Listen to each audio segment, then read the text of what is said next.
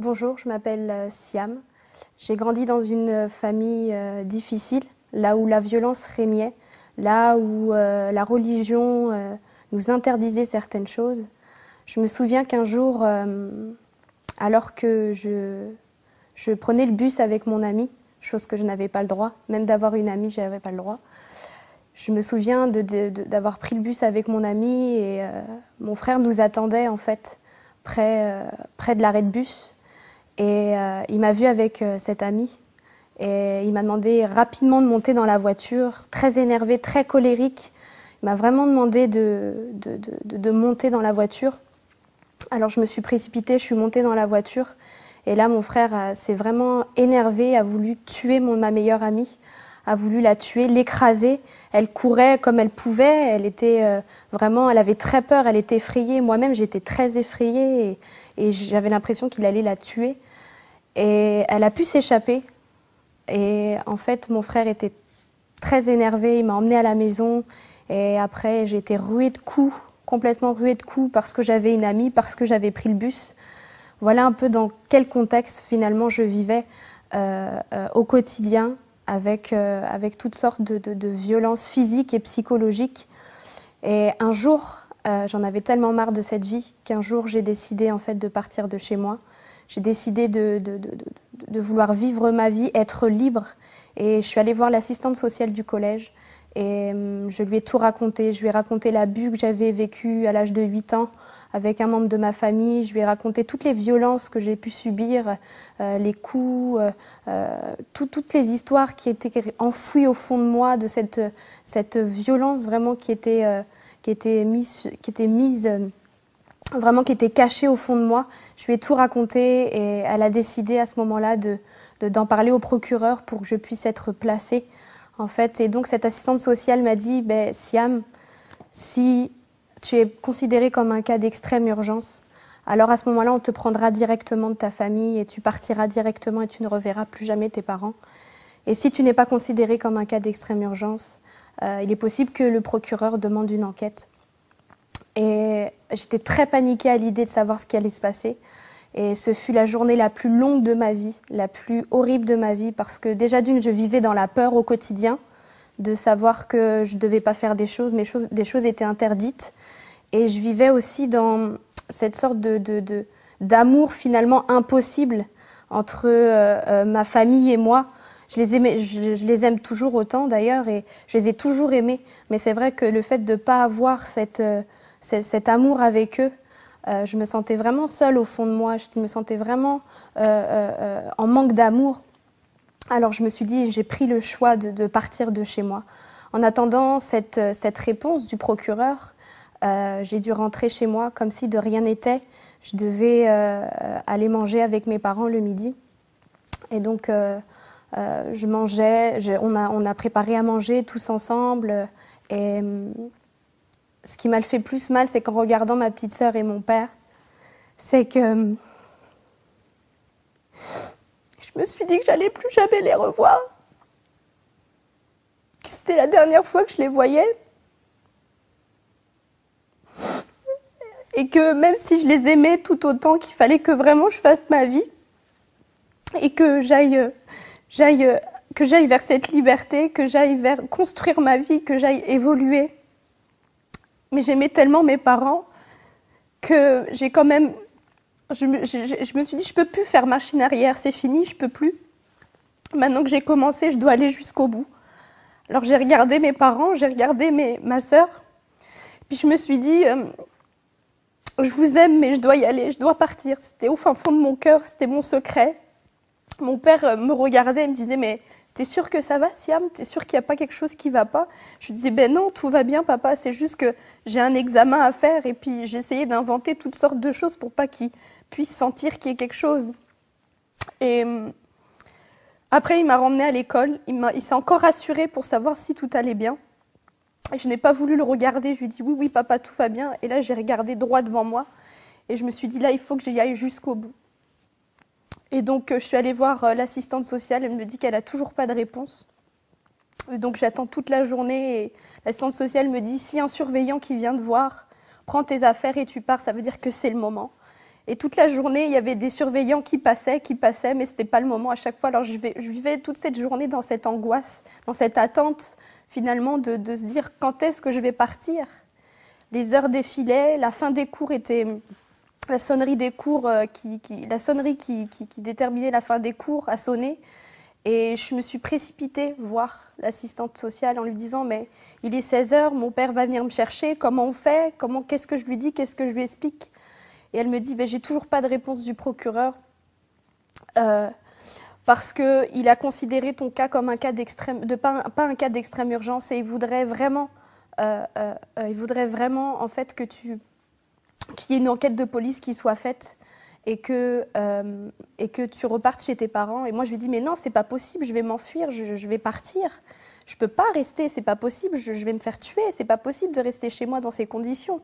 Et elle m'a dit, laisse-moi une deuxième chance, laisse-moi une deuxième chance. Alors que c'était la fin des cours bientôt, elle m'a dit, laisse-moi une deuxième chance. Donc, elle réessaye.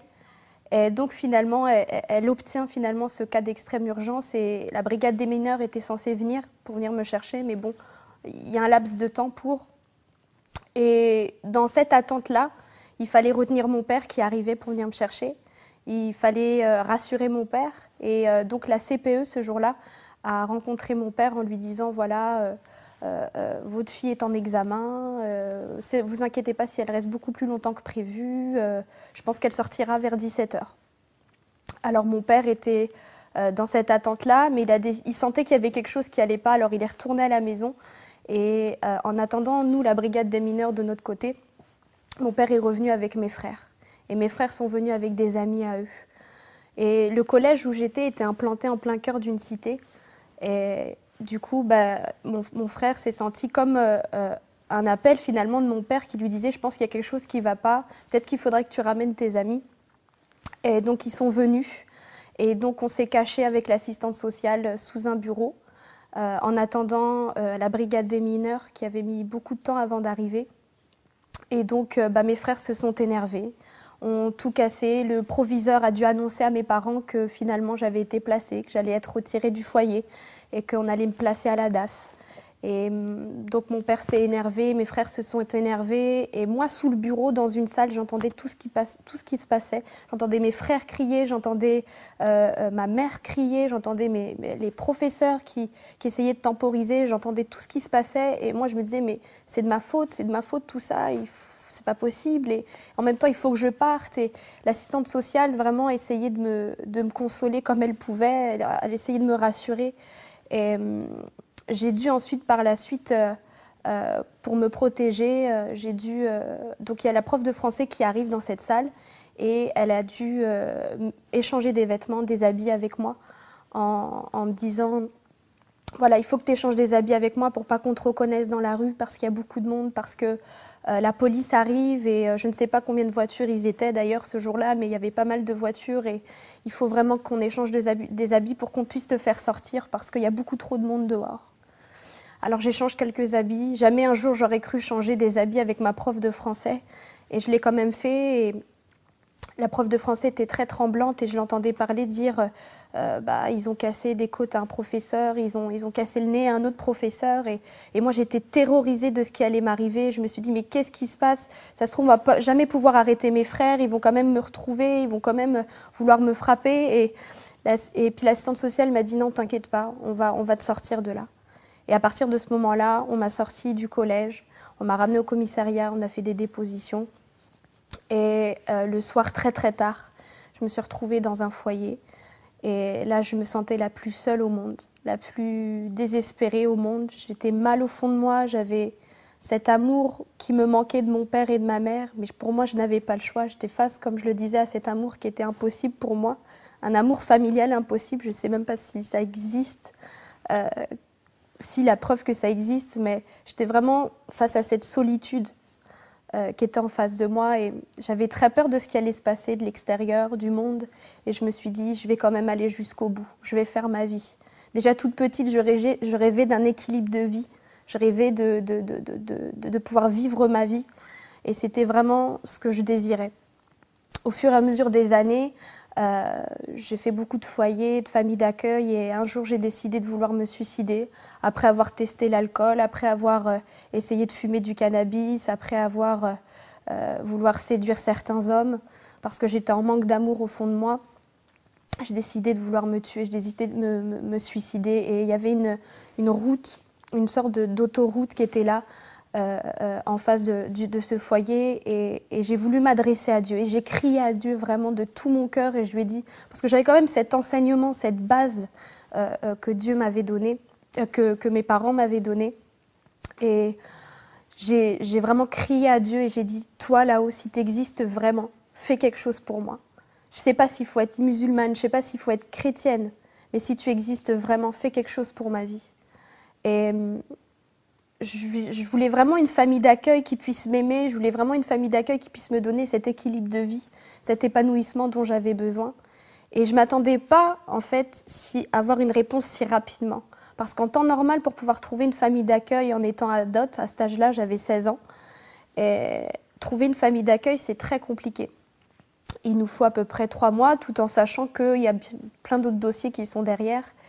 Et moi, en 2 jours, c'était fait. En 2 jours, j'ai eu un coup de téléphone, en fait, d'une association qui disait qu'il y avait une place pour moi, alors qu'il y en avait plein d'autres derrière. Et moi, je me souvenais, au fond de moi, je me souvenais de ce que j'avais prié, de ce que j'avais dit à Dieu, de ce que j'avais crié à Dieu. Et le week-end qui a suivi, je me suis retrouvée, en fait, avec une famille d'accueil. Alors, ils sont venus me chercher. Le week-end qui a suivi, je suis montée dans la voiture. Et il y avait cette chanson qui parlait de la création de Dieu, qui parlait de l'univers, qui parlait de Dieu. Et je me suis mise à pleurer, j'étais effondrée complètement dans la voiture, à pleurer. Je sentais vraiment une présence qui était là, je sentais vraiment l'amour de Dieu qui était là. Et au fond de moi, je savais que Dieu m'avait répondu. Je savais que c'était lui qui m'avait trouvé une famille d'accueil et qu'en plus de cela, cette famille d'accueil était chrétienne. Et je savais que c'était Dieu qui me répondait, mais d'un autre côté, j'avais besoin de cet amour et cette présence-là m'a vraiment complètement comblée de cet amour. Et je regardais les cieux, je regardais la terre et je me disais comment moi, aussi petite que je suis, aussi grand est l'univers et Dieu s'est occupé de moi. Dieu a pris le temps de m'écouter, d'entendre mon cri et de dire je vais m'occuper de toi. Après, les années ont suivi et Dieu m'a vraiment parlé. Dieu a vraiment touché mon cœur, a vraiment comblé mon cœur. L'amour d'un père et d'une mère. Je peux dire aujourd'hui que Dieu est mon père. Je peux dire aujourd'hui que Dieu m'a changé, que Dieu m'a délivré. Je n'ai plus peur, je n'ai plus ces frayeurs que j'avais autrefois. Je vis librement. Au fur et à mesure des années, vraiment, Dieu m'a vraiment touchée. Mais ce qui m'a le plus touchée, vraiment, ce qui m'a vraiment beaucoup plus, cette expérience que j'ai faite dans ma chambre, où Dieu m'a vraiment parlé. Je me suis dit que j'allais réessayer de parler comme je l'avais fait pour ma famille d'accueil, pour avoir une famille d'accueil, et je l'ai fait. Et à un moment donné, je me suis trouvée folle. Je me suis dit, je parle à un mur, je parle à un Dieu qui parle, parce que pour moi, c'était impossible que Dieu puisse parler. Et j'ai réessayé, j'ai prié, j'ai commencé à vouloir dire, à vouloir parler. Et puis après, j'ai arrêté. J'avais demandé une Bible en fait à ma famille d'accueil pour essayer de connaître, essayer de comprendre ce qu'ils vivaient. Et c'est comme si qu'une petite voix au fond de moi me disait « Va dans le psaume 143 ». Et alors, je suis allée voir dans le psaume 143 et à ce moment-là, ce que j'avais dit, ce que je venais de dire, c'était le psaume 143. Et là, je me suis vraiment effondrée dans ma chambre. J'ai vraiment été touchée par l'amour de Dieu. Et ensuite, par la suite, j'ai décidé de donner mon cœur à Jésus. Je savais que Dieu me parlait, je savais que Dieu avait quelque chose pour ma vie. Et j'ai décidé de rentrer pleinement dans les projets qu'il a formés sur ma vie. Et depuis, je suis libérée de tout fardeau, de toute frayeur. Je suis libre en Jésus. Et je peux dire aujourd'hui, merci Seigneur, merci de ce qu'il est venu vraiment transformer ma vie, me combler de cet amour d'un père et d'une mère. Je n'ai jamais manqué de l'amour d'un père et d'une mère. Dieu l'a toujours comblé. Dans les moments les plus difficiles, Dieu était là. Et vraiment, je décide aujourd'hui de rentrer pleinement dans les projets qu'il a formés sur ma vie, car lui seul connaît les projets qu'il a formés sur nous, projets de paix et non de malheur, afin de nous donner un avenir et de l'espérance.